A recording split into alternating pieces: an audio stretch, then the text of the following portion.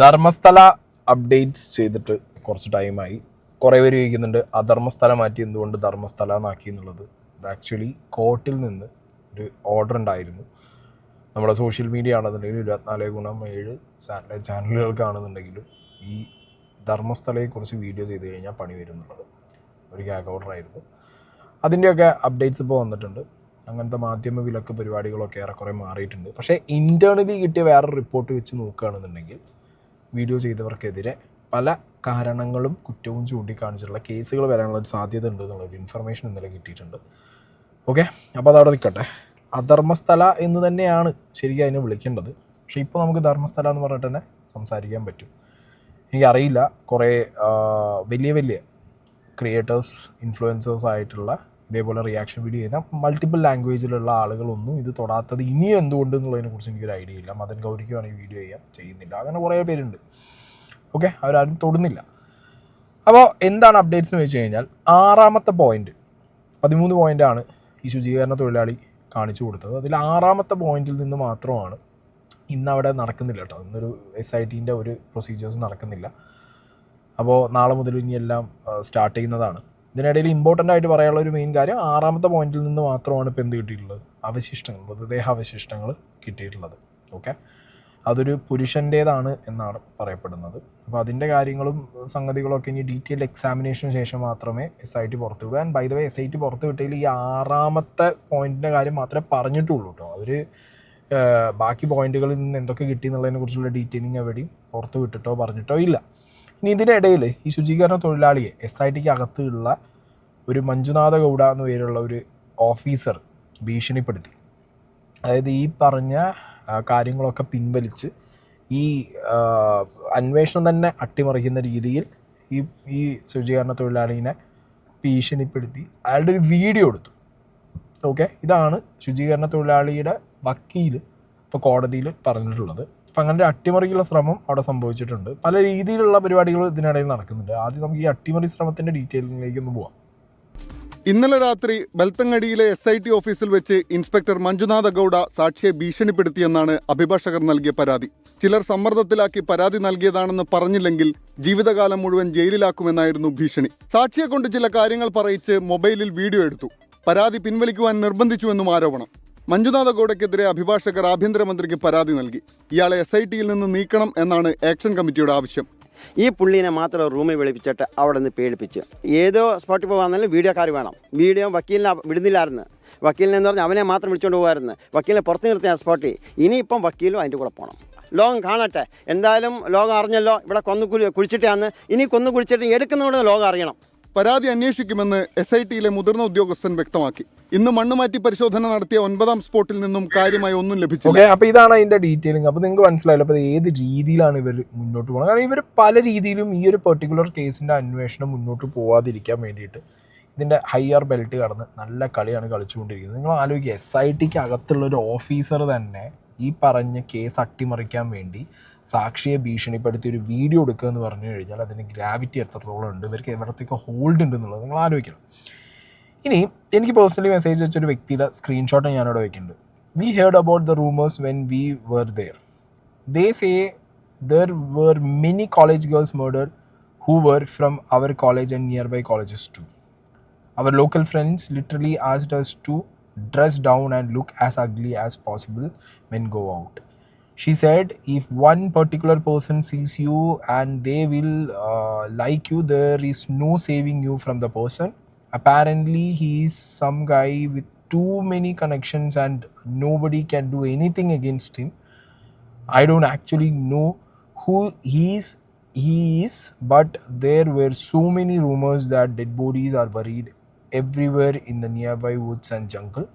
I think this case is covering something that happened in the past and the police just got a legal FIR filed എന്ന് പറഞ്ഞിട്ടുള്ള ഒരു message, ഒരു forwarded chat മെസ്സേജാണ് എനിക്ക് കിട്ടിയത്. ഇത് അയച്ച വ്യക്തി എന്നോട് പറഞ്ഞത് 2018 ഈ പറഞ്ഞ ധർമ്മസ്ഥല വിസിറ്റ് നടത്തിയ ആ വ്യക്തിയോട് അവിടെ കോളേജിൽ പഠിക്കുന്ന കുട്ടികൾ പറഞ്ഞൊരു കാര്യമാണ്. അതായത് ആൺകുട്ടികളാണെങ്കിലും പെൺകുട്ടികളാണെങ്കിലും എസ്പെഷ്യലി പെൺകുട്ടികളാണെന്നുണ്ടെങ്കിൽ അഗ്ലി ലുക്കിൽ നടന്നാൽ മതി. നല്ല ഡ്രസ്സൊക്കെ ഇട്ട് നല്ല പോഷിൽ നടന്നു കഴിഞ്ഞാൽ, നിങ്ങൾ പുറത്തുനിന്ന് വന്ന ഒരാളാണെങ്കിൽ എസ്പെഷ്യലി നിങ്ങൾ അങ്ങനെ നടന്നു കഴിഞ്ഞാൽ ആ സ്ഥലത്തുള്ള ഒരു വ്യക്തിയുടെ കണ്ണ് നിങ്ങളിൽ പതിഞ്ഞു കഴിഞ്ഞാൽ നിങ്ങളുടെ കാര്യം പോക്കാണ്. നിങ്ങൾ വാനിഷ് ആവും. നിങ്ങളെ പിന്നെ പൊടി പോലും ഇല്ല കണ്ടുപിടിക്കുക എന്നുള്ള രീതിയിൽ നിങ്ങളെ വാനിഷ് ആവും. ആ സ്ഥലത്തിന് അങ്ങനെ ഒരു ഹിസ്റ്ററി ഉണ്ട്. ഇതിൻ്റെ കാടുകളിൽ, ഇതിൻ്റെ ചുറ്റുമുള്ള ചതുപ്പുകളിൽ എല്ലാം ബോഡികൾ കുഴിച്ചിട്ടിട്ടുണ്ട്. ഇതേപോലെ നരഹത്യ ചെയ്തിട്ട് കൊണ്ടുപോയി കുഴിച്ചിട്ടുണ്ട്. അത് എസ്പെഷ്യലി പെൺകുട്ടികളോടൊക്കെ അഗ്ലി ലുക്കിൽ നടക്കാനാണ് പറയുന്നത്. അതായത് ഡ്രസ്സൊന്നും മര്യാദയ്ക്ക് ചെയ്യരുത്, മേക്കപ്പ് ചെയ്യരുത്, മനസ്സിലായില്ല നിങ്ങൾക്ക്? വേറെ ആളുടെ കണ്ണ് ഒരു വ്യക്തിയുടെ കണ്ണ് പെടരുത്, ആ ഗ്രൂപ്പിൻ്റെ കണ്ണിൽ, ആ ഗ്യാങ്ങിൻ്റെ കണ്ണ് പെടരുത് എന്ന് പറഞ്ഞ് ആ കേട്ടൊരു എക്സ്പീരിയൻസ് എനിക്ക് ആ വ്യക്തി ഷെയർ ചെയ്തതിൻ്റെ സ്ക്രീൻഷോട്ടാണ് ഞാനിവിടെ വെച്ചിട്ടുള്ളത്. ഇത് പറയുമ്പോൾ റീസെൻ്റ്ലി നമ്മളിവിടെ കേരളത്തിലുള്ള ധർമ്മസ്ഥല ആക്ഷൻ കമ്മിറ്റി ഉണ്ട്.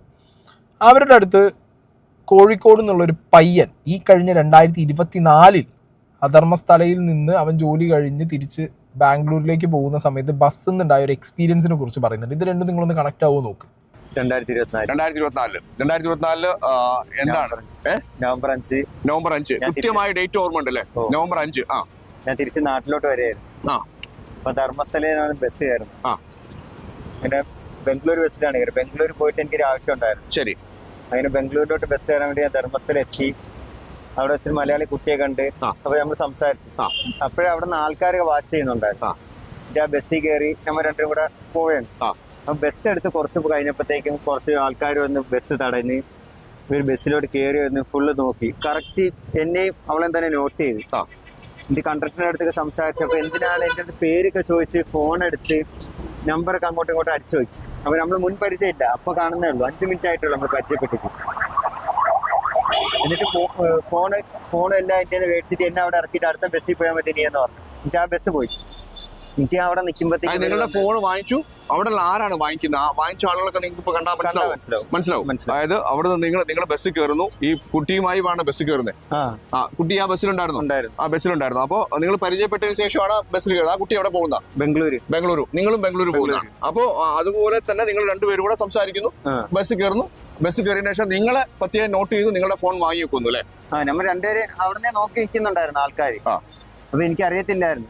ആളുകൾ ആ കുട്ടിയെ നോക്കി നിൽക്കുന്നുണ്ടായിരുന്നു, നിങ്ങളെ നോക്കിയിട്ടുണ്ടായിരുന്നു. എത്ര ആൾക്കാരുണ്ടായിരുന്നു അതിൽ? അവിടെ വെച്ച് ആ ബസ് സ്റ്റോപ്പിൽ ഇരിക്കുന്ന കുറച്ച് ആൾക്കാർ, ആ നാട്ടിലെ ആൾക്കാർ. പിന്നെ ബസ് കയറിയപ്പോൾ വന്ന് കയറിയത് വേറെ ആൾക്കാർ, നമ്മളെ പ്രായമുള്ള ആൾക്കാരായിരുന്നു കയറി വന്നത്. ശരി. പക്ഷെ അവരാണ് ചോദ്യം ചെയ്തതും ഫോൺ വാങ്ങിയതും. എന്നെ അവിടെ നിന്ന് ഇറക്കി ബസ്സിൽ നിന്ന്. നിങ്ങൾക്ക് കന്നഡ അറിയോ? കന്നഡ അറിയില്ല. എന്താണ് അവർ ചോദിച്ചത് മനസ്സിലായത്? ചോദിച്ചത് എനിക്ക് മനസ്സിലായില്ല. കുട്ടിക്ക് കന്നഡ അറിയാം, പക്ഷെ അവള് മലയാളിയാണ്. അച്ഛന്റെ വീട് ഇവിടെ കണ്ണൂരാ. ശരി. അപ്പോ കുട്ടിയോട് എന്താ ചോദിച്ചത്? അവളെന്താ നിന്നോട് പറഞ്ഞത്? എന്താ ചോദിച്ചത്? എന്താ ചോദിച്ചതെന്ന് എനിക്കും അറിയില്ല. മുമ്പ് പരിചയം ഉണ്ടാകുന്നതാണെന്നാ തോന്നുന്നത്. കാരണം ഫോണൊക്കെ വാങ്ങി നോക്കിയായിരുന്നു. നിങ്ങളുടെ ഫോൺ വാങ്ങി നോക്കിയോ? അതേപോലെ അവളുടെ ഫോൺ, അവളെ ഫോണിൽ എന്റെ നമ്പർ അടിച്ചു നോക്കി. ശരി. എന്റെ നമ്പർ ചോദിച്ചിട്ട് അപ്പൊ അതും ഇല്ല. എന്റെ അടുത്ത് ഈ ബസ്സിൽ പോകണ്ട, അടുത്ത ബസ്സിൽ പോയാൽ മതി എന്ന് പറഞ്ഞ് എന്നെ അവിടെ ഇറക്കി. ശരി. അപ്പൊ ഞാൻ അവിടെ ഇറങ്ങിയപ്പോ ഇവര് വന്നിട്ട് എന്റെ അടുത്ത് എന്നെ മർദ്ദിക്കാൻ തുടങ്ങി. എന്നിട്ട് വേറെ ആൾക്കാരെ ഇവര് വിളിച്ചു വരുത്തി. അവര് നിങ്ങൾ അവിടുന്ന് ഇറങ്ങിയപ്പോ നിങ്ങളെ മർദ്ദിക്കാൻ തുടങ്ങി. ആ കുട്ടി ഉണ്ടായിരുന്നോ കൂടെ? ഇല്ലല്ല, കുട്ടി ആ ബസ്സിലായിരുന്നു. കുട്ടി ബസ്സിലായിരുന്നു. അപ്പൊ കുട്ടിയുടെ അടുത്ത് അവരുണ്ട്, ആ ഗ്യാങ് അവിടെ ഉണ്ട്. നിങ്ങൾ മാത്രമാണ് ഇറക്കിയില്ലേ? ഈ പയ്യൻ പറഞ്ഞത് വെച്ച് നോക്കുമ്പോൾ ഈ പെൺകുട്ടി ഇന്ന് ജീവനോട് കൂടി ഉണ്ടോ ഇല്ലേ എന്നുള്ളതിനെ കുറിച്ച് ഒരു ഐഡിയ ഇല്ല. പെൺകുട്ടിയുടെ വീട്ടുകാരാരാന്നുള്ളത് ഇവർ പുറത്ത് വിട്ടിട്ടില്ല. ആ വീട്ടുകാർക്ക് കംപ്ലൈന്റ് ഉണ്ടെങ്കിൽ ഡെഫിനറ്റ്ലി കംപ്ലൈന്റ് ചെയ്യണം. ഞാൻ പറഞ്ഞല്ലോ, എനിക്ക് മെസ്സേജ് അയച്ച വ്യക്തി പറഞ്ഞത് കോളേജിൽ പഠിക്കുന്ന അവരുടെ ഫ്രണ്ട്സിനോട് നാട്ടുകാർ പറഞ്ഞത് പെൺകുട്ടികളോ ആൺകുട്ടികളോ, പെൺകുട്ടികളാണെങ്കിൽ എസ്പെഷ്യലി ഡ്രസ് ഡൗൺ ചെയ്യണം. ഇപ്പോൾ നിങ്ങൾ ആലോചിക്കും ഈ പയ്യൻ പറഞ്ഞ കാര്യം. ആ പയ്യൻ അവിടെ ജോലിക്ക് പോയ പയ്യൻ അവിടെ കോളേജിൽ പഠിക്കുന്ന ഒരു കുട്ടിയാണ് കണ്ടത്, മലയാളിയാണ് ആ കുട്ടി. ആ കുട്ടിയെ ഓൾറെഡി നോട്ട് ചെയ്ത് വെച്ച ഒരു ഗ്യാങ് ആ കുട്ടിയെ ചേസ് ചെയ്ത് വരുന്ന വഴിക്കാണ് ഈ പയ്യനായിട്ട് ആ കുട്ടി സംസാരിച്ചിരിക്കുന്നത്. ബസ്സിലെ ഈ മൊത്തം ഇൻസിഡൻറ്റ് ഉണ്ടായിട്ടുള്ളത്. ആ കുട്ടിയെക്കുറിച്ചൊരു നോ ഡീറ്റെയിൽസ് എന്നാണ് പറയുന്നത്. കുട്ടിയുടെ വെയറബൌട്ട്സും ഇല്ല, ഡീറ്റെയിൽസും ഇല്ല, ഒന്നുമില്ല. ഈ 2024 അപ്പം ഇതൊക്കെ പ്രോപ്പറായിട്ട് അന്വേഷിച്ച് പോയി കഴിഞ്ഞാൽ ആരിലേക്ക് എങ്ങനെ കാര്യങ്ങൾ എത്തും എന്നുള്ളതിനെ കുറിച്ചിട്ട് ഒന്നും ഞാൻ പറയുന്നില്ല. ഓക്കെ, ഇതൊരു റീസെൻറ്റ് ഇൻസിഡൻ്റ് ആണ്, മനസ്സിലായോ? ഇത് ബാക്കിയുള്ളതൊക്കെ നിങ്ങൾ പറയും 1980-കൾ അല്ലെങ്കിൽ 2000-ൻ്റെ തുടക്കം, ഇങ്ങനത്തെ സമയത്ത് നടന്ന കാര്യങ്ങളല്ലേ എന്ന് ആ ഒരു പോയിന്റ് പറഞ്ഞ് ഇതിനെ തള്ളിക്കറിയുന്നവരോടാണ് പറയുന്നത്. 2024 നടന്നൊരു ഇൻസിഡന്റിനെ കുറിച്ചിട്ടാണ് ഈ ചെക്കൻ അറിയിട്ട് ചെയ്യുന്നത്. ഇനി കഴിഞ്ഞിട്ടില്ല. എന്നിട്ട് ഇവരെന്നെ മർദ്ദിക്കാൻ തുടങ്ങി. ഇവര് വന്ന് എന്റെ ഫോണും ബാഗ് ഇവരെ കയ്യിലാണ്. അപ്പൊ ഞാൻ പറഞ്ഞു, ഞാൻ എന്റെ ചേട്ടനെന്ന് വിളിക്കാൻ അവിടെ വർക്കിന്റെ ആവശ്യമായിട്ട് വന്നതാണ്, നിങ്ങൾ എന്തിനാണ് മർദ്ദിക്കുന്നതെന്ന് ചോദിച്ചു. അപ്പൊ ഇവര് ഫോണും തരുന്നില്ല, ഒന്നും തരുന്നില്ല. ഇവര് വന്നിട്ട് ഇവര് എന്റെ ഉടുപ്പൊക്കെ കീറിയായിരുന്നു. അപ്പൊ ലാസ്റ്റ് ഇവര് എന്നെ കൊല്ലുന്നതായപ്പോ ഞാൻ ഓടി രക്ഷപ്പെടുകയാണ് ചെയ്തത്. ഒരു കാട്ടിലോട്ട് ഓടി. കാടുള്ള സ്ഥലമായിരുന്നു. എന്നിട്ട് ഓടി രാവിലെ ആയപ്പോഴത്തേക്ക് നേരം വെളുത്ത സമയമായപ്പോ നിങ്ങളെ കൊല്ലുന്ന എങ്ങനെയാണ് നിങ്ങൾക്ക് തോന്നിയത്? കയ്യില് കമ്പി കത്തി ഒക്കെ ഉണ്ടായിരുന്നു. പിന്നെ അവരുടെ കയ്യില് ഞാൻ ചോദിക്കുന്നത് ധർമ്മസ്ഥലം വെച്ച് തന്നെയാണ് ഈ ഒരു പ്രശ്നം നിങ്ങൾക്ക് ഉണ്ടാവില്ല, അത് അതിനപ്പുറത്തേക്ക് കത്തിയും കമ്പിയൊക്കെ അവരുടെ കയ്യിലുണ്ട്? ഉണ്ട്. ഈ കണ്ടക്ടറിനെ നിങ്ങൾ ഓടിയതാണോ ശരിക്കും, ഓടി അല്ലെങ്കിൽ നിങ്ങൾ അവരുടെ കയ്യിൽ പെട്ടേനെ? പെട്ടേനെ അല്ലേ? നിങ്ങളെ ഫോൺ തിരിച്ചു കിട്ടിയോ? ഫോൺ തിരിച്ചിട്ടില്ല, ബാഗ് കിട്ടിയില്ല, പൈസ. ഈ കുട്ടിയുടെ അവസ്ഥ എന്താണ്? അറിയില്ല, കുട്ടിയെ പിന്നെ നമുക്കൊരു വിവരമില്ല. പിന്നെ ഇവിടെ നാട്ടിൽ വന്നതിന് ശേഷം കംപ്ലൈന്റ് കൊടുത്തായിരുന്നു. എന്റെ ചേട്ടൻ പറഞ്ഞു ഇവിടെ താമരശ്ശേരി ഹോസ്പിറ്റലിൽ കാണിച്ചിട്ട് താമരശ്ശേരി പോലീസ് സ്റ്റേഷൻ കംപ്ലൈന്റ് കൊടുത്തപ്പോൾ എന്റെ ഫോണെല്ലാം മിസ്സായിട്ടുണ്ടായിരുന്നു. ശരി. കംപ്ലൈന്റ് എടുത്തപ്പോൾ ഇവര് പറഞ്ഞാൽ അവിടെ നടന്ന സംഭവം അവിടെ തന്നെ കംപ്ലൈന്റ് കൊടുക്കണം. അപ്പൊ ഈ കുട്ടീനെയും കൂടെ, കുട്ടിയുടെ മൊഴിയും കൂടെ വേണമല്ലോ. അപ്പൊ ഈ കുട്ടി അവിടെ എവിടെ വർക്ക് ചെയ്യുന്നതെന്ന് എന്റെ അടുത്ത് പറഞ്ഞായിരുന്നു. അപ്പൊ കുട്ടീനെ കാണാൻ വേണ്ടി ഞാനും ചേട്ടനും കൂടെ അവിടെ പോയി. അപ്പൊ അവിടെ പോയപ്പോ ആ കുട്ടി അവിടെ ഇല്ല. എവിടെ പോയി അറിയില്ല. മാനേജറിനെ കണ്ടങ്ങനെ. അവിടുത്തെ മാനേജറിന്റെ അടുത്ത് ചോദിച്ചാൽ മാനേജർ പറഞ്ഞ വെച്ചാൽ കംപ്ലൈന്റ് കേസൊന്നും കൊടുത്തിട്ട് കാര്യമില്ല, ഇതേപോലെ ഇതിവിടെ സ്വാഭാവികമാണ്. അപ്പൊ ആ കുട്ടി എവിടെ അറിയില്ല. നമ്മൾ പിന്നെ ആ കുട്ടിയെ അവര് നോട്ട് ചെയ്തിട്ടുണ്ടാവുമെന്ന് എനിക്ക് പറയാനുള്ളത്. ആ കുട്ടിയെ നോട്ട് ചെയ്ത സമയത്താണ് നിങ്ങൾ അതിന്റെ ഇടയിൽ ഒരു പ്രശ്നക്കാരനായി വന്നത്. ആ കുട്ടി ഇന്ന് ജീവിച്ചിരിപ്പുണ്ടോ എന്ന് അറിയില്ല. കാര്യം നിങ്ങളുടെ കൂടെ ഉള്ള ആ കുട്ടി, നിങ്ങളെ ചോദ്യം ചെയ്ത് അതേ സമയത്ത് ചോദ്യം ചെയ്ത് ആ കുട്ടി ഇന്ന് ജീവിച്ചിരിപ്പുണ്ടോ എന്നുള്ള അറിയില്ല. ചിലപ്പം മണ്ണിന്റെ അടി കിടക്കുകയായിരിക്കും. നിങ്ങൾ എപ്പോഴെങ്കിലും ആലോചിച്ചിട്ടുണ്ടോ ആ സംഭവം? നിങ്ങൾ ആ കുട്ടിയെ തെരഞ്ഞു പോയോ? ഇല്ല, അന്ന് പോയത് തന്നെ. എനിക്ക് അന്ന് പോയപ്പോ കണ്ടില്ല. നിങ്ങൾ എവിടെയാ പറഞ്ഞ ആ കുട്ടി? അവിടെ പോയപ്പോ ആ കുട്ടിയെ കണ്ടില്ല. പക്ഷെ അത്തരം ഇതിലേക്ക് കുട്ടികളെ നോട്ട് ചെയ്ത സമയത്ത് എന്റെ ഒരു കാഴ്ചപ്പാടാണ് ഞാൻ പറയുന്നത്. കാഴ്ചപ്പാടല്ല, ശരിയായിരിക്കാൻ സാധ്യതയുണ്ട്. കാര്യം ഇദ്ദേഹം നിങ്ങളുമായിട്ട് വേറെ വാക്തർക്കങ്ങളോ പ്രശ്നങ്ങളോ ഒന്നും ഉണ്ടായിട്ടില്ലല്ലോ അവിടെ. ഉണ്ടോ? വേറെ എന്തെങ്കിലും നിങ്ങളോട് ചോദിച്ചോ? നിങ്ങൾക്ക് മർദ്ദിച്ചോ? നിങ്ങൾ മർദ്ദിച്ചോ? ഇവര് മർദ്ദിച്ചായിരുന്നു. എങ്ങനെ മർദ്ദനം ഉണ്ടായത്? ഒരു കുപ്പിയൊക്കെ വെച്ച് അടിക്കുകയൊക്കെ ചെയ്തായിരുന്നു. അടിച്ചുല്ലേ? പരിക്കുകൾ ഉണ്ടായിരുന്നോ? പരിക്കുകളുണ്ടായിരുന്നു. ആ വീഡിയോ ഇവിടെ ന്യൂസുകാർ കൊടുത്തായിരുന്നു. അന്ന് എടുത്ത വീഡിയോ അന്ന് കൊടുത്തപ്പോ അത് വലിയ ന്യൂസ് ആയിട്ടില്ല ആ സമയത്ത്. ഇപ്പൊ എന്റെ ചേട്ടൻ വേറെ ന്യൂസുകാർ വന്നപ്പോ അവർക്ക് കൊടുത്തായിരുന്നു ഈ വീഡിയോ ഫോട്ടോയൊക്കെ. നല്ല രീതിയിലേക്ക് മർദ്ദിച്ചുല്ലേ? ഇത് കേസുമായിട്ട് കേരള പോലീസിന്റെ അടുത്ത് പോയ സമയത്ത് മറ്റ് സ്ഥലങ്ങളിൽ നിന്നുണ്ടായ സംഭവത്തിന് ഇവിടെ കേസെടുക്കാൻ പറ്റില്ല എന്നുള്ള രീതിയിലേക്കാണ്. പക്ഷെ കേസെടുത്ത് അന്വേഷണം നടത്താവുന്ന രീതിയിലേക്ക് ഉണ്ട്. പക്ഷെ പലപ്പോഴും അന്യ സംസ്ഥാനമാകുമ്പോൾ അവിടെ പോയി അന്വേഷണം നടത്തണം എന്നൊക്കെ വെച്ച് താൽക്കാലികമായി ഒതുക്കാനാണ്. എന്താണെങ്കിലും ആ കുട്ടി ഇല്ല, കുട്ടി മിസ്സിംഗ് ആണ്. ബൈ ദ വേ കോളേജല്ല, അവിടെ ജോലി ചെയ്യുന്നൊരു കുട്ടിയാണ്. എന്താണെങ്കിലും ഒരു കാര്യം ഞാൻ പറയാം. ഞാൻ കഴിഞ്ഞ വീഡിയോയിൽ പറഞ്ഞൊരു കാര്യമുണ്ട്, അത് ഞാൻ കുറച്ച് ക്ലിയർ ആയിട്ട് പറയാം. പിന്നെ ഈ കോർട്ടും കോടതിയും പ്രശ്നങ്ങളൊന്നുമില്ലല്ലോ. അനാശാസ്യ പ്രവർത്തനങ്ങൾ ഈ അമ്പലത്തിൻ്റെ ചുറ്റുമുള്ള ലോഡ്ജുകളിൽ വളരെ കൂടുതലായി നടന്നിട്ടുണ്ട്. ഓക്കെ, ഞാനിത് ഇവരാരെയും കണക്ട് ചെയ്തല്ലോ പറയുന്നത്. പക്ഷേ ഞാൻ പറയുന്നത് പെൺകുട്ടികളെ വളരെ വിൽപ്പന ചരക്കാക്കി കൊണ്ടുപോകുന്ന ഒരു മാഫിയ ബാംഗ്ലൂർ, മംഗലാപുരം, മൈസൂർ, ഇതൊക്കെ ബെൽറ്റിൽ കുട്ടികൾ, കോളേജിൽ പഠിക്കുന്ന പെൺകുട്ടികൾ, മലയാളി പെൺകുട്ടികൾ, തമിഴ് പെൺകുട്ടികൾ, കർണാടക കുട്ടികൾ, ഹിന്ദിക്കാർ, അല്ലെങ്കിൽ പുറത്തുനിന്നുള്ള കുട്ടികൾ, ഇവരെയൊക്കെ കോൺസെൻട്രേറ്റ് ചെയ്ത് ഇവരൊക്കെ ചതിക്കുഴിയിൽ പെടുത്തി ഇവരെ വെച്ച് നടക്കുന്ന ഒരു സെക്സ് റാക്കറ്റ് ധർമ്മസ്ഥലയിലേക്കാണ് കുട്ടികളെ കൊണ്ടുപോയി. കാരണം അവിടെ പോലീസില്ല, സിസ്റ്റം ഇല്ല. അവിടുത്തെ ഈ ലോഡ്ജുകൾ തുറന്നിട്ടിരിക്കുകയാണ്, ചെറിയ പൈസയേ ഉള്ളൂ, ഇവർക്ക് എന്ത് വേണേൽ ചെയ്യാം. അവരുടെ KGF ആണത്, മനസ്സിലായോ? അപ്പം ഇങ്ങനെ ആളുകളെ ബിഗ് ഷോട്ട്സിനെ കൊണ്ടുവന്നു, അല്ലെങ്കിൽ ആളുകൾ ഈ പറഞ്ഞ പരിപാടിക്ക് അവിടെ ഈ ലോഡ്ജുകളിൽ പല രീതിയിലുള്ള പരിപാടികൾ നടന്നിട്ടുണ്ട്, മനസ്സിലായില്ല? പല കുട്ടികളും ഇപ്പോഴും പല പാരൻസും പുറത്തു പറയാതിരിക്കുന്നതും മിസ്സിങ് കേസുകളുള്ളതൊക്കെ ഇതിനെ ചുറ്റിപ്പറ്റിയിട്ടാണ്. അനാശാസ്യ പ്രവർത്തനങ്ങൾ വളരെ അധികം നടക്കുന്ന ചുറ്റുപാടുള്ളൊരു സ്ഥലമാണ്. കാരണം അവിടെ അങ്ങനെയാണ്, നിയമമില്ല, പോലീസില്ല, മനസ്സിലായില്ല? അങ്ങനെ വരുന്ന കുട്ടികളെ അവിടെ പിന്നെ എന്ത് സംഭവിക്കുന്നു എന്നുള്ളതിനെ കുറിച്ച് ആർക്കും ഒരു ഐഡിയ ഇല്ല. അപ്പോൾ ഇത് ഞാൻ തുറന്നു പറയുകയാണ്. ഇനിയിപ്പോൾ ഇതിൻ്റെ പേരിൽ എന്ത് വിഷയം ഉണ്ടെന്നുണ്ടെങ്കിലും ഞാൻ സഹിച്ച് അങ്ങനത്തെ ഒരു സാധനം കൂടി അന്വേഷിക്കട്ടെ പോലീസ്. ഓക്കെ, കാരണം ഇത് ഡിസ്കഷനിലുള്ളൊരു ടോപ്പിക്കാണ്. പക്ഷെ ആരും അങ്ങനെ പറയുന്നില്ല. കാരണം ആരെങ്കിലും ഇത് പറഞ്ഞു കഴിഞ്ഞാൽ അവരുടെ മതം നോക്കും, മറ്റേത് നോക്കും, മറിച്ച് നോക്കും. എനിക്കൊരു പുല്ലും പോകാനില്ല. അമ്പലം എന്തോ പള്ളിയോ എന്തോ ആയിക്കോട്ടെ, ഒരു ഇതിൻ്റെ ചുറ്റുപാടിൽ ഞാൻ പറയുന്നത് അവിടെ ഉള്ളവരാണ് അല്ലെങ്കിൽ അതിനെ കൊണ്ടാണെന്നല്ല പറയുന്നത്. അതിൻ്റെ ചുറ്റുപാടിൽ അങ്ങനത്തെ ഒരു പരിപാടി നടക്കുന്നുണ്ടെന്നുണ്ടെങ്കിൽ ഇപ്പം നമ്മളെ നാട്ടിലത്തെ ഒരു കഥ പറയാം. നമ്മളെ നാട്ടിലും ഇപ്പോഴും കുറേ അമ്പലങ്ങൾ അതിനെ ചുറ്റിപ്പറ്റിയിട്ട് ഇതേപോലെ ഒരു അമ്പലത്തിനെ ചുറ്റിപ്പറ്റിയിട്ടാണല്ലോ, ആരാധനാലയത്തിനെ ചുറ്റിപ്പറ്റിയിട്ടാണ് ഈ ലോഡ്ജും കാര്യങ്ങളും പരിപാടികളും കൂടുതൽ വരിക. അവിടെ കൂടുതലായിട്ട് എന്ത് വരില്ല, റെയ്ഡ് വരില്ല എന്ന് അറിയുന്നത് കൊണ്ട് തന്നെ അവിടെയൊക്കെ കൊണ്ടുപോയി പരിപാടി എടുക്കുന്ന ഒരുപാട് പേരുണ്ട്. അത് മാത്രം ഫോക്കസ് ചെയ്ത് പോകുന്ന ഒരുപാട് ഗ്യാങ്ങുകളുണ്ട്. ഒക്കെ നമ്മുടെ നാട്ടിലെ ആൾക്കാർക്കൊക്കെ അറിയുന്ന കാര്യമാണ്. അപ്പോൾ ധർമ്മസ്ഥലേൻ്റെ അവസ്ഥകൾ ആലോചിച്ച് നോക്ക്, പോലീസും ഇല്ല, നിയമവും ഇല്ലാത്തൊരു സ്ഥലത്ത്. ഓക്കെ, എന്താണെങ്കിൽ അങ്ങനെ കോളേജുകളിൽ നിന്ന്, അതായത് കർണാടകയിലുള്ള പല കോളേജുകളിൽ നിന്നും മിസ്സിംഗ് ആയ കേസുകൾ, അല്ലെങ്കിൽ തമിഴ്നാട്, കർണാടക, മഹാരാഷ്ട്ര, കേരളം ഒക്കെ മിസ്സിംഗ് ആയ കുറേ കേസുകൾ, കുട്ടികൾ മിസ്സിംഗ് ആയ കേസുകൾ അന്വേഷിച്ച് പോയി കഴിഞ്ഞ് കഴിഞ്ഞാൽ പല ലീഡ്സും കിട്ടും. പക്ഷെ അത് അന്വേഷിച്ച് പോകാൻ ആൾക്കാരില്ല എന്നുള്ളതാണ് വേറൊരു സംഗതി. ഇനി വളരെ ഇമ്പോർട്ടൻ്റ് ആയിട്ടുള്ളൊരു കാര്യം എന്ന് പറഞ്ഞു കഴിഞ്ഞാൽ ഈ ശുചീകരണ തൊഴിലാളി കാണിച്ചു കൊടുത്ത സ്ഥലങ്ങൾ, ഓക്കെ, ആ കാണിച്ചു കൊടുത്ത സ്ഥലങ്ങൾ ഒരു പൊതു ശ്മശാനമായിരുന്നു, അല്ലെങ്കിൽ പൊതു ശവപ്പറമ്പാണെന്ന് പറഞ്ഞിട്ട് അവിടുത്തെ പഞ്ചായത്ത് പ്രസിഡന്റും ടീമും വന്നിട്ടുണ്ട്. അവർ പറയുന്ന കുറച്ച് അന്തം വിട്ട പരിപാടികളുണ്ട്, അതും കൂടി ഞാനിവിടെ വയ്ക്കാം. With the only government official here in Dharmasthala who has been speaking up. That's the vice president of the Gram Panchayat. His name is Srinivas Rao. We asked him several questions, but chief among them were about his rebuttal to the claims made by the sanitation worker, where Srinivas Rao also claimed that if any bodies are found next to Netravati river, it could possibly be those that the Gram Panchayat had buried many years ago. ಖಂಡಿತವಾಗಿ ಇದೊಂದು ಸ್ಪಷ್ಟತೆ ಇಲ್ಲದಂತಹ ದೂರು. ಖಂಡಿತವಾಗಿ 1986-87ರಿಂದ 2024-25ರವರೆಗೆ ಎಲ್ಲ ವರ್ಷದ ದಾಖಲೆಗಳು ಬಹಳ ಪರಿಪೂರ್ಣವಾಗಿದೆ. ಅನಾಥ ಶವ ಅಂತ ಏನು ಧರ್ಮಸ್ಥಳದ ಗ್ರಾಮ ಪಂಚಾಯತ್ ವ್ಯಾಪ್ತಿಯಲ್ಲಿ ಬರ್ತದೆ, ಪೊಲೀಸಿಂದ ಯಾವುದಕ್ಕೆ UDR ಸಂಖ್ಯೆಯನ್ನು ಕೊಟ್ಟು ಈ ಶವವನ್ನು ದಫನ ಮಾಡಿ ಅಂತ ಹೇಳ್ತಾರ, ಆ ಶವವನ್ನು ದಫನ ಮಾಡುವಂತಹ ಕಾರ್ಯವನ್ನು ಗ್ರಾಮ ಪಂಚಾಯತಿನ ಮೂಲಕ ಸ್ಥಳೀಯ ಕೂಲಿ ಆಳುಗಳನ್ನು ಉಪಯೋಗಿಸಿ ಮಾಡಿರುವಂಥದ್ದು ಸರಿ. ನೀವು ಹೇಳಿರುವಂಥ ಅನಾಮಿಕನ ಅದು ಏನೋ ಏನೋ ಏನೋ ಏನೋ ಆ ವ್ಯಕ್ತಿ ಇದರ ಈ ಕೂಲಿಗಾರರಲ್ಲಿ ಒಬ್ಬರಾಗಿದ್ದಾರೋ ಇಲ್ಲವೋ ಗೊತ್ತಿಲ್ಲ. ಆ ಥರ ಒಂದು ವೇಳೆ ಆಗಿದ್ದಿದ್ರೆ ಗ್ರಾಮ ಪಂಚಾಯತಿಯ ಅನಾಥ ಶವದ ದಫನವನ್ನು ಅವರು ಮಾಡಿರ್ಲಿಕ್ಕಿಲ್ಲ ಅಂತ ಹೇಳಿ ಇಲ್ಲ. ದಾಖಲೆಗಳ ಬಗ್ಗೆ ಕೂಲಿ ಆಳಿಗೆ ಯೋಚನೆಗಳಿಲ್ಲ. ಅವನು ಶವ ದಫನವನ್ನು ಮಾಡುವಂಥ ಕಾರ್ಯವನ್ನು ಅವನು ಮಾಡ್ತಾ ಇದ್ದಾನೆ. ಅವನಿಗೆ ಏನು ಸಂಭಾವ್ಯವನ್ನು ಕೊಡಬೇಕು ಆ ಸ್ಥಳದಲ್ಲಿ ಸಂಬಂಧಪಟ್ಟವರು ಸಂಭಾವ್ಯವನ್ನು ಕೊಡ್ತಾರೆ, ಅಲ್ಲಿಗೆ ವ್ಯವಹಾರ ಮುಗಿತದೆ. ಒಂದು ಪಂಚಾಯಿತಿಯ ಅಧಿಕೃತವಾದಂತಹ ವ್ಯಕ್ತಿ ಅಂತ ಹೇಳಿದ್ರೆ ಪಂಚಾಯತಿನಿಂದ ಅದಕ್ಕೆ ರಶೀದಿ ಮಾಡ್ತಾರೆ, ಆ ರಶೀದಿಯ ಮೂಲಕ ಅವನಿಗೆ ದುಡ್ಡನ್ನು ಕೊಡ್ತದೆ. ಇದು ಸ್ಪಷ್ಟವಾದಂಥ ವ್ಯವಹಾರ. ಇದರಲ್ಲಿ ಅಷ್ಟು ಓದ್ತಿದ್ದಾನೆ ಇಷ್ಟು ಓದ್ತಿದ್ದಾನೆ, ಒಂದು ವೇಳೆ ಅವನೇ ಆ ಎಸಂಪ್ಷನ್ ಮಾಡುವಂಥ ವ್ಯಕ್ತಿಯ ಅಥವಾ ಈ ಕಾರ್ಯದಲ್ಲಿ ಎಕ್ಸ್ಪರ್ಟ್ ಆಗಿದ್ರೆ ಪಂಚಾಯಿತಿಯ ಇತರ ಕೂಲಿಗಾರರ ಜೊತೆಗೆ ಬಂದಿರಬಹುದು.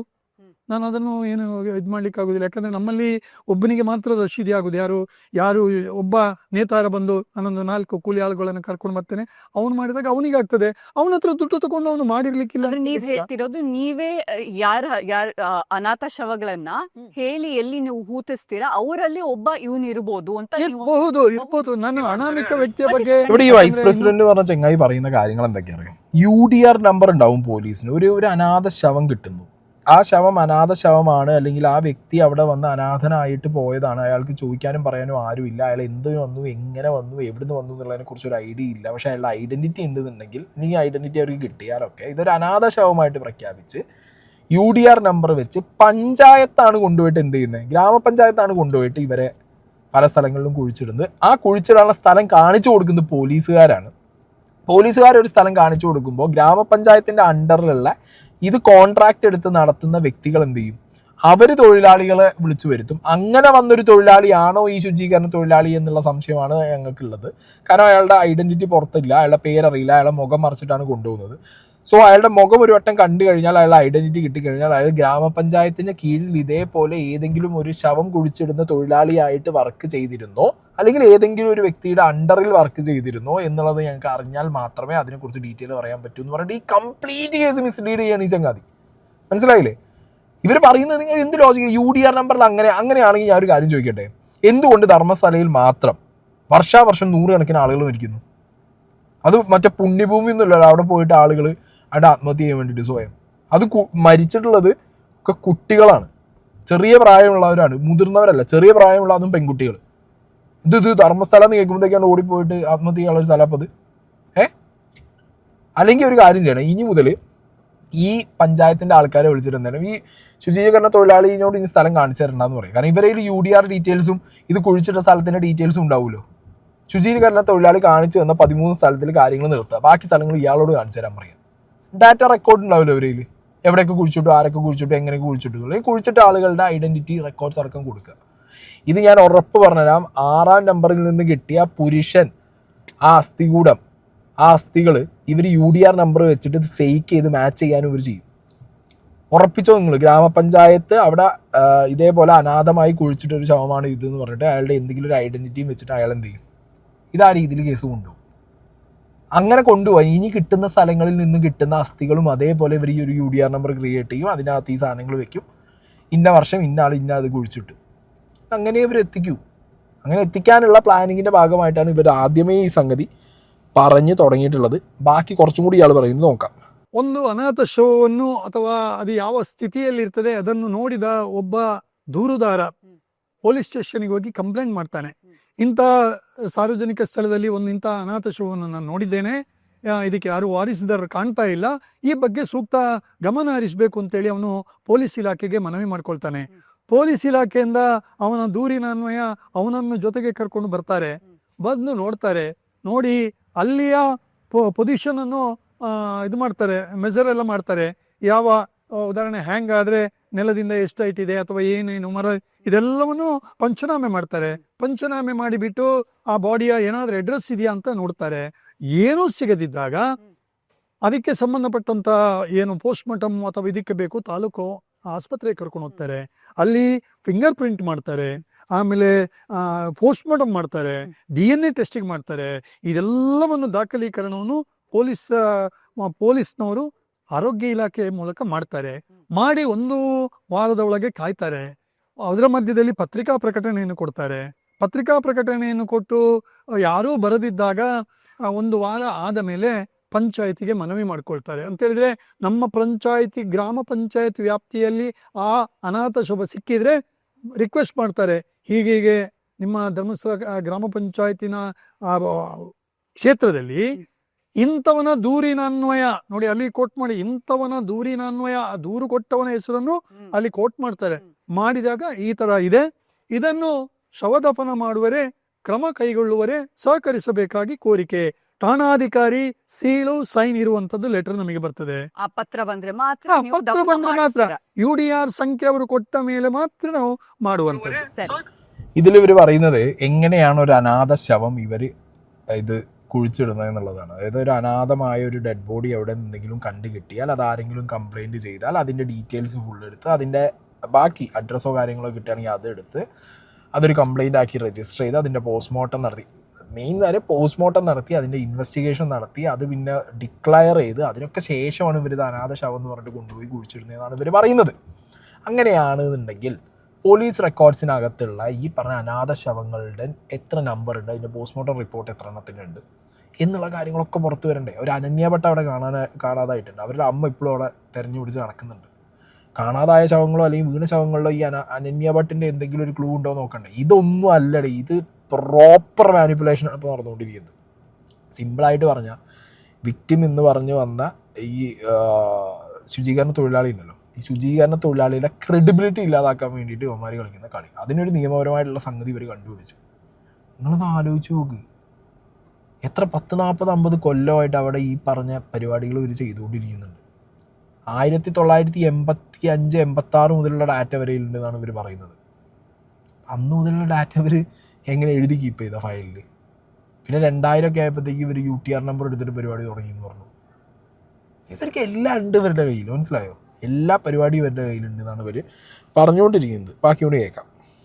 2006 ಮೇಲಿನ ದಿನಗಳಲ್ಲಿ ನಮ್ಮದೇ ಗ್ರಾಮ ಪಂಚಾಯಿತಿಯ ಹಿಂದೂ ರುದ್ರಭೂಮಿ ಅಂತ ಹೇಳುವಂಥ ಪ್ರದೇಶದಲ್ಲಿ ಅದರ ಪಕ್ಕದಲ್ಲಿರುವಂತಹ ಒಂದು ಬರೀ ಲ್ಯಾಂಡ್ ಅಥವಾ ಅದಕ್ಕೊಂದು ಸ್ಥಳವನ್ನು ಬಿಟ್ಟಿದ್ದೇವೆ, ಅಲ್ಲಿ ಮಾಡ್ತೇವೆ.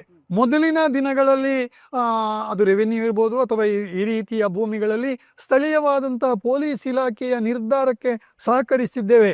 ಆ ಜಾಗವನ್ನು ತೀರ್ಮಾನ ಮಾಡೋದು ಪಂಚಾಯತ್ ಅಲ್ಲ, ಯಾರು ತೀರ್ಮಾನ ಮಾಡೋದು? ಸ್ಥಳೀಯ ಪೊಲೀಸ್ ಅಧಿಕಾರಿ ಹೇಳ್ತಾನೆ ಇಂತಲ್ಲಿ ಮಾಡಬೇಕು ಅಂತ ಹೇಳುವಾಗ ನಾವು ಮತ್ತು ಅವರಿದ್ದು ಆ ಪೊಲೀಸ್ ಅಧಿಕಾರಿ ಇರ್ತಾರೆ, ನಾವುಗಳು ಕೂಡ ಇದ್ದು ಆ ಶವದಫನವನ್ನು ಮಾಡ್ತೀವಿ. ಸೊ 2006 ಮುಂಚೆ ಇಲ್ಲಿ ಸ್ಮಶಾನ ಬರೋದಕ್ ಮುಂಚೆ ಎಲ್ಲಿ ದಫನ ಮಾಡಿದ್ರು? ಈ ವಿಚಾರಗಳು ಕೂಡ ಸಾರ್ವಜನಿಕ ಅಂತ ಹೇಳಿದ್ರೆ ಅರಣ್ಯ ಭೂಮಿ ಅಂತ ಹೇಳುವಂಥದ್ದು ನಾನು ಹೇಳಿದ್ರೆ ಇವತ್ತು ತಪ್ಪಾಗ್ತದೆ. ಅರಣ್ಯ ಭೂಮಿ ಅಲ್ಲ, ಒಂದು ಕಂದಾಯ ಭೂಮಿ ಇಂಥ ಪ್ಲೇಸ್ಗಳಲ್ಲಿಯೂ ಕೂಡ ಮಾಡಿರುವ ಚಾನ್ಸಸ್ ಇದೆ. ಯಾಕಂದ್ರೆ ನೀವು ಒಳಗ್ ಹೋಗಕ್ಕೂ ಜಾಗ ಇರೋದಿಲ್ಲ. ಅರಣ್ಯ ಭೂಮಿ ಆದ್ರೆ ನೀವು ಪರ್ಮಿಷನ್ ತಗೊಳ್ದೆ ಒಳಗ್ ಹೋಗೋದಕ್ಕೂ ಬಿಡೋದಿಲ್ಲ. ಒಂದು ದಫನ ಮಾಡೋದು ಖಂಡಿತ ಬಿಡೋದಿಲ್ಲ. ನಾನೊಂದು ಸ್ಪಷ್ಟನೆ ಒಂದು ನಿಮ್ಮ ಇದರಲ್ಲಿ, ನಾನು ಒಂದು ಸಣ್ಣವನಾಗಿರುವಾಗ ಅಥವಾ ವ್ಯವಸ್ಥೆಗಳು ಇಲ್ಲದಿದ್ದಾಗ ಗ್ರಾಮ ಪಂಚಾಯತಿಗಳು, ರಸ್ತೆಗಳು ಅಥವಾ ಏನನ್ನು ನೋಡದಿರುವಂತಹ ಸಂದರ್ಭದಲ್ಲಿ ಒಬ್ಬ ಪ್ರತಿಷ್ಠಿತ ವ್ಯಕ್ತಿ ಸತ್ರು ಕೂಡ ಅವನಿಗೆ ಅವನ ಸ್ಥಳಗಳು ಇಲ್ಲದಿದ್ದರು ಇರುವಂಥದ್ರಲ್ಲಿ ಅದನ್ನು ಮಾಡುವಂಥದ್ದು ಆ ರೀತಿಯ ಪ್ರದೇಶಗಳಲ್ಲಿ ಅವನು ಕೋಟ್ಯಾಂತರ ಅರಣ್ಯ ವ್ಯಕ್ತಿ ಪ್ರದೇಶ. ಅರಣ್ಯ ಪ್ರದೇಶ ಅಂದ್ರೆ ಆ ರೀತಿಯ ಅದಕ್ಕೆ ಅಂತೇಳಿ ದಾಖಲೆಯಲ್ಲಿ ಇದೆಲ್ಲ ಪ್ಲೇಸ್ ಫಿಕ್ಸ್ ಮಾಡಿರೋದಂತಲ್ಲ, ಒಂದು ಜನಸಾಮಾನ್ಯವಾಗಿ ಫಿಕ್ಸ್ ಮಾಡ್ತಿದ್ರು. ಇಂಥ ಪ್ರದೇಶದಲ್ಲಿ ಉದಾಹರಣೆಗೆ ಇಲ್ಲಿ ಕಲ್ಲೇರಿ ಅಂತ ಇದೆ, ಕಲ್ಲೇರಿಯ ಮೇಲ್ಗಡೆ ಇಲ್ಲಿ ನೇರ್ತಾನೆ ಅಂತ ಇದೆ, ನೇರ್ತಾನೆ ರಸ್ತೆಗಳ ಪಕ್ಕದಲ್ಲಿ ಮಣ್ಣಸಂಕ ಇದೆ, ಅದರ ಬಲಗಡೆಯಲ್ಲಿ ಇಲ್ಲಿ ಗಂಗೋತ್ರಿ ಅಥವಾ ಇದಿದೆ ಅದರ ಪಕ್ಕದಲ್ಲಿ, ಅಥವಾ ನೇತ್ರಾವತಿ ಸ್ನಾನಘಟ್ಟಿನ ಆಸುಪಾಸಿನಲ್ಲಿ. ಇದು ಹಿಂದಿನ ಇದರಲ್ಲಿ ಮಾಡಿರ್ತಾರೆ. ಗ್ರಾಮ ಪಂಚಾಯತಿಯವರೇ ಮಾಡಿರ್ಬೋದು. ಗ್ರಾಮ ಪಂಚಾಯತಿನವರು ನಾವು ಮಾಡಿದ ಅಂತ ಹೇಳಿದ್ರೆ ಪೊಲೀಸ್ ಅಧಿಕಾರಿ ತೋರಿಸಿದಲ್ಲಿ ನಾವು ನಮ್ಮ പോലീസ് അധികാരി ಇಲ್ಲಿ ദഫന ಮಾಡಿ കയ്യിലിട്ടರೆ. ഇതിൽ ഇയാൾ പറയുന്നതാണ് എനിക്ക് ലോക കോമഡി ആയിട്ട് തോന്നിയത്. അതായത് അവിടെ ഒരു ഹിന്ദു ബറിയൽ ഗ്രൗണ്ട് ഉണ്ട്, മനസ്സിലായി. ഹിന്ദുക്കൾ മരിച്ചു കഴിഞ്ഞാൽ കൊണ്ടുപോയി ദഹിപ്പിക്കുന്ന, ഹിന്ദു കർമ്മപ്രകാരം ദഹിപ്പിക്കുന്ന ഒരു ഭൂമി. അപ്പോൾ ഇതേപോലെ കിട്ടുന്ന മൃതദേഹങ്ങൾ അവിടെ കൊണ്ടുപോയി ദഹിപ്പിക്കും. അത് 2006 കഴിഞ്ഞിട്ടാണ് അങ്ങനെ സെറ്റപ്പ് തുടങ്ങിയത്. അതിന് മുമ്പ് എന്തായിരുന്നു എന്ന് വെച്ച് കഴിഞ്ഞാൽ വലിയ അങ്ങനെ എന്താണ് പേപ്പറോ കാര്യങ്ങളൊന്നുമില്ല. എന്നാലും പഞ്ചായത്തിൻ്റെ അറിവിലാണ് എന്ത് ചെയ്യുന്നത്, പോലീസുകാർ അറിഞ്ഞിട്ടാണ് അവിടെ ബോർഡ് കുഴിച്ചിടുന്നത്. ഇതാണ് ഇയാൾ പറയുന്നത്. അതായത് ഈ ശുചീകരണ തൊഴിലാളി പറഞ്ഞൊരു കാര്യമുണ്ട്, ഈ ബോഡികൾ നേത്രാവതി പുഴയുടെ തറ്റത്ത് വന്ന് അടിയും. അത് അടിഞ്ഞു കഴിയുമ്പോൾ പോലീസുകാരെ വന്നു കഴിഞ്ഞാൽ പോലീസുകാർ അത് കുഴിച്ചിടാൻ പറയുന്നതാണ് പറയുന്നത്. അപ്പം കഥ കഥയാക്കി കണക്ട് ചെയ്യണം, കൺവേർട്ട് ചെയ്യണം അവരൊരു കഥയാക്കിയിട്ട്. മനസ്സിലായി? ഇവർ പറയുന്നത് എന്താ, അപ്പോൾ ഈ ഫോറസ്റ്റ് ഭാഗങ്ങളിൽ ബോഡി വരാം. എങ്ങനെ വരാം? പണ്ട് 1980കളിൽ ഈ പറഞ്ഞ സിസ്റ്റം ഇല്ലാത്ത സമയത്ത് ഇതേപോലെ ബോഡികൾ കിട്ടുമ്പോൾ ഇത് കാടിന് സമീപമുള്ള സ്ഥലങ്ങളിൽ കൊണ്ടുപോയിട്ട് കുഴിച്ചിട്ടിരുന്നു, ഗ്രാമപഞ്ചായത്ത് അറിഞ്ഞുകൊണ്ട് എന്നാണ് പറയുന്നത്. എനിക്ക് ഇവൻ്റെ ഈ ട്വിസ്റ്റിംഗ് ഒക്കെ കേട്ടിട്ടുണ്ടല്ലോ, ഏത് രീതിയിലാണ് അവരിത് വൈറ്റ് വാഷ് ചെയ്യുന്നത്. അത് ഇവർക്ക് പ്രോപ്പർ പ്ലാൻ കിട്ടിയിപ്പോൾ. എനിക്കിപ്പോഴാണ് സത്യം പറഞ്ഞു കഴിഞ്ഞാൽ തോന്നി ഈ കേസ് എവിടെ എത്താൻ പോകുന്നില്ല എന്നുള്ളത്. കാരണം ഇനി അവിടുന്ന് ഏത് അസ്ഥികൂടം കിട്ടിയാലും 1980 മുതലുള്ള എന്തെങ്കിലും ഒരു ഫയലോ അല്ലെങ്കിൽ ഒരു പോസ്റ്റ്മോർട്ടം റിപ്പോർട്ടോ അല്ലെങ്കിൽ പോലീസുകാരുടെ UTR നമ്പർ, ഈ റീസെൻ്റ്ലി ഉള്ള 2006 മുതലുള്ള UTR നമ്പർ കൊണ്ട് വരും. മനസ്സിലായില്ല? ഇവരങ്ങനെ വരും. എന്ത് നാടടെ ഇത്, ഇത്രയൊക്കെ ഉണ്ടായിട്ടുണ്ടോ? ഞാൻ സത്യം പറഞ്ഞാൽ ആലോചിക്കുന്നത് ഇതുവരെ ഇത്രയൊക്കെ നടന്നിട്ടും ഒരു ഭരണപക്ഷവും ഇല്ല, പ്രതിപക്ഷവും ഇല്ല, ഒരു നേതാക്കന്മാരില്ല, ഒരു മനുഷ്യ ഒന്നിനും മിണ്ടുന്നില്ല. അതിലും വലിയ മൊണ്ണാൾ പറയണം. മുന്നിൽ തുടങ്ങിയ മീഡിയയെ മറ്റേതാക്കാൻ വേണ്ടിയിട്ട് ആദ്യം തന്നെ ഒരു ഓർഡറും മേടിച്ച് പണ്ടാറടക്കി. ഇപ്പോൾ കുറേ ആൾക്കാർ മിണ്ടാതെയായി. കൊള്ളാമെന്നാണെന്നുണ്ടെങ്കിൽ നാടിൻ്റെ പോക്ക്.